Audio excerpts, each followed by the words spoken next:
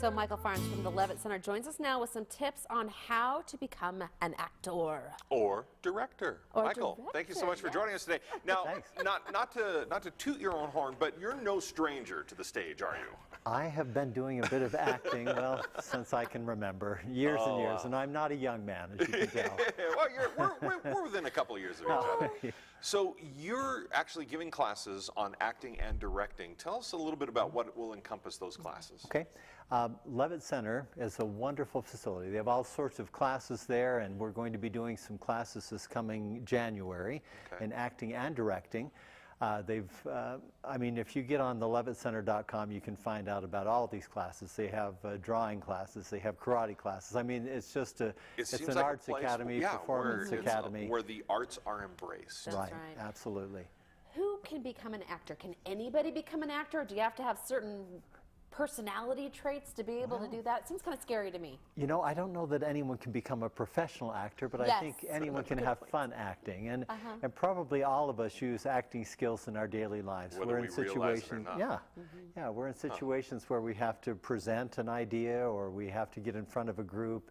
And sometimes we want to be selective about what we're sharing. And so that's really what acting is. It's a chance to be selective. You select things about yourself, and you get out there and you share them with other people. Okay, so you're going to be giving these classes, and you're going to give us a little sample right now of what's going to be in your acting class. So what do we need to do? Okay.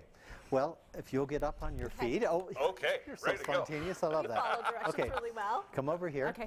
Now, a lot of times when you see actors on stage, you'll get a confrontation between two characters. Okay. And so. Not that kind of confrontation. Well, no, that's the karate class. Oh, sorry. Yes.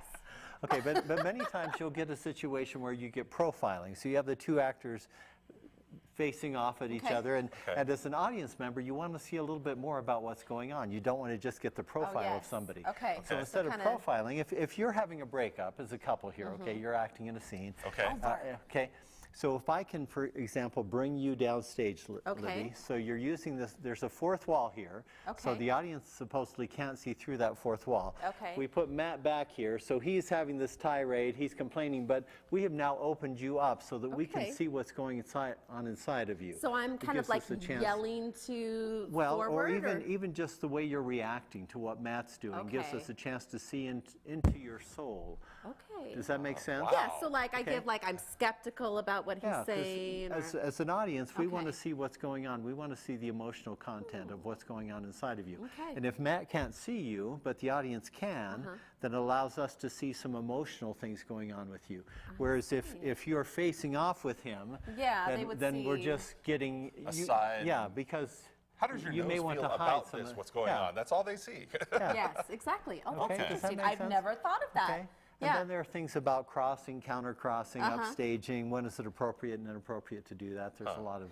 So I think a lot of times when people think of acting, they think it's all about the emotions that you're showing, or that how you use your hands. But there are a lot of techniques then that can help convey that to the audience that you don't naturally come up with. And we're going to be doing a workshop on directing because a lot of people feel like, well, I've acted before, so I must know how to direct. Or I like to tell people what to do, and so I must be able to, oh, wait, no. That's correct.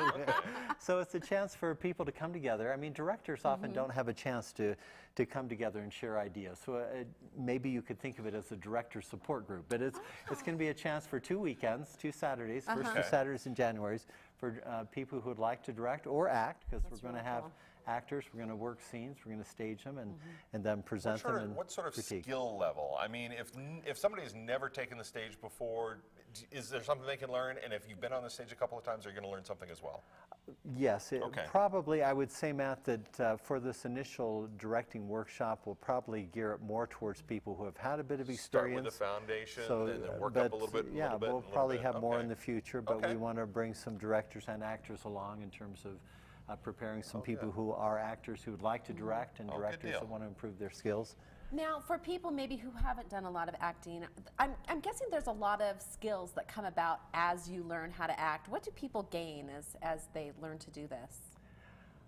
Well, certainly self-confidence, I think, is part of what actors gain when they're on stage. It just helps people to get in front of a group. I mean, I taught principles of speech at Idaho State, and I've seen the whole gamut of people that seem comfortable to people that wouldn't show up because they were so frightened. Public speaking skills, certainly. Certainly, yeah, absolutely. So people can go to the LeavittCenter.com website and check out the classes and sign up there? Right. Oh, fantastic. Michael, thank you so much for joining us today. That was a lot of fun. Thank you so willing. so You just jumped right up. Why do people have to have their hand I'm in front going of to act this now. Coming up next, a group of expectant mothers in China have set a new world record by doing yoga.